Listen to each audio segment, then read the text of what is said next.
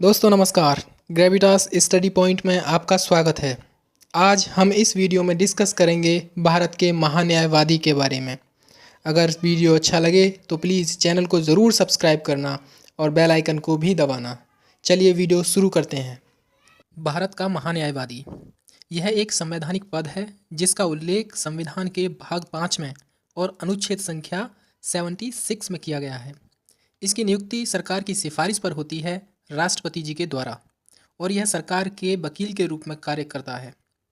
इसके वेतन भत्ते राष्ट्रपति जी निर्धारित करते हैं और इसका पद राष्ट्रपति के प्रसाद पर्यंत होता है। देखिए, अक्सर सरकार के खिलाफ भी मुकदमे होते हैं, तो ऐसी कंडीशन में सरकार खुद प्रेजेंट ना होकर कोर्ट में वे अपने किसी वकील को प्रेजेंट करती है, और भारत का जो महान्यायवादी होता है यही सरकार का वकील होता है। मतलब सरकार की तरफ से सरकार का पक्ष रखने के लिए कोर्ट में महान्यायवादी प्रेजेंट होता है, और इसका पद राष्ट्रपति जी के प्रसाद पर्यंत। इसका मतलब ये है कि राष्ट्रपति जी जब चाहें तब इसको उसके पद से हटा सकते हैं। ओके जी। और राष्ट्रपति जी का मतलब है कैबिनेट, जो मंत्रिपरिषद जो होती है उसकी सहमति से। ओके। उच्चतम न्यायालय के समान योग्यता रखने वाले किसी व्यक्ति को महान्यायवादी बनाया जा सकता है, और संविधान में महान्यायवादी के कार्यकाल और उसको हटाने का कोई उल्लेख नहीं किया गया है। लेकिन एक परंपरा है कि जब भी सरकार त्यागपत्र दे देती है या सरकार हट जाती है पावर से, तो उसे भी अपना त्यागपत्र देना होता है। ठीक है जी। और क्योंकि उसकी नियुक्ति सरकार की सिफारिश पर ही होती है, अतः उसको भी अपना त्यागपत्र देना होता है। महान्यायवादी के कार्य और शक्तियाँ। देखिए, सरकार के वकील के रूप में कार्य करना और सरकार को विधि संबंधी विषयों पर सलाह देना उसका मुख्य कार्य है, और वे कार्य भी करना जो उसे राष्ट्रपति जी ने उसे सौंपे हों करने के लिए। ओके।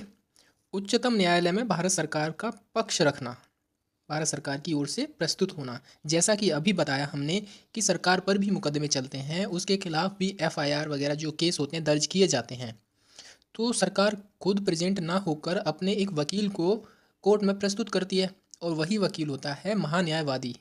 ओके। महान्यायवादी को भारत के किसी भी क्षेत्र में किसी भी अदालत में सुनवाई का अधिकार होता है। उसे संसद के दोनों सदनों में बोलने का अधिकार है, कार्यवाही में भाग लेने का भी अधिकार है, लेकिन वोटिंग का अधिकार उसे नहीं होता है, क्योंकि वो संसद का या राज्य के किसी विधान मंडल का सदस्य नहीं होता है। इसीलिए वो वोटिंग में भाग नहीं ले सकता। प्रेजेंट हो सकता है, बोल सकता है, कार्यवाही में भाग ले सकता है। ओके। उसे एक संसद सदस्य की तरह ही वेतन भत्ते मिलते हैं।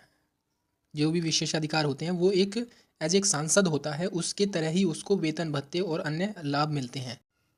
महान्यायवादी भारत का पूर्णकालिक वकील नहीं होता है। इसका मतलब ये है, देखो, पूर्णकालिक का ये मतलब होता है कि वो सरकारी कर्मी की श्रेणी में नहीं आता है, वो सरकारी एम्प्लॉय नहीं है। मतलब कि वो है अपना निजी कार्य भी कर सकता है, लेकिन वो ऐसा कार्य नहीं करेगा जो सरकार के खिलाफ हो। ओके। पूर्णकालिक सदस्य का मतलब यही होता है, पूर्णकालिक वकील का मतलब यही होता है कि वो सरकार का तो पक्ष रखेगा, परंतु वे अपनी निजी कार्य विधिक कार्यवाही भी कर सकता है। महान्यायवादी केंद्रीय कैबिनेट का सदस्य नहीं होता है। सरकारी स्तर पर विधिक मामलों को देखने के लिए केंद्रीय कैबिनेट में एक पृथक विधि मंत्री होता है। यानी कि जितने भी विधि संबंधी कार्य होंगे वे सरकार का एक मंत्री होता है, जिसको हम लॉ मिनिस्टर कहते हैं, वो देखता है। लेकिन सरकार का वकील के रूप में कार्य करता है महान्यायवादी। ओके। उसी प्रकार राज्य में भी महान्यायवादी के समान एक अन्य पद होता है जिसको महाधिवक्ता कहते हैं, और यह संविधान में अनुच्छेद संख्या 165 में इसका उल्लेख किया गया है। यानी कि केंद्रीय स्तर पर आर्टिकल नंबर 76 के अकॉर्डिंग महान्यायवादी होगा, और जो कार्य महान्यायवादी का केंद्रीय लेवल पर होता है वही काम महाधिवक्ता का राज्य स्तर पर होता है, और महाधिवक्ता का उल्लेख संविधान के 165 में, आर्टिकल नंबर 165 में किया गया है। ओके जी। तो ये फिलहाल छोटा सा वीडियो है। अगर वीडियो अच्छा लगा है तो प्लीज़ चैनल को ज़रूर सब्सक्राइब करना और बेल आइकन को भी साथ में दबाना। फिलहाल इस वीडियो में इतना ही। Thank you very much.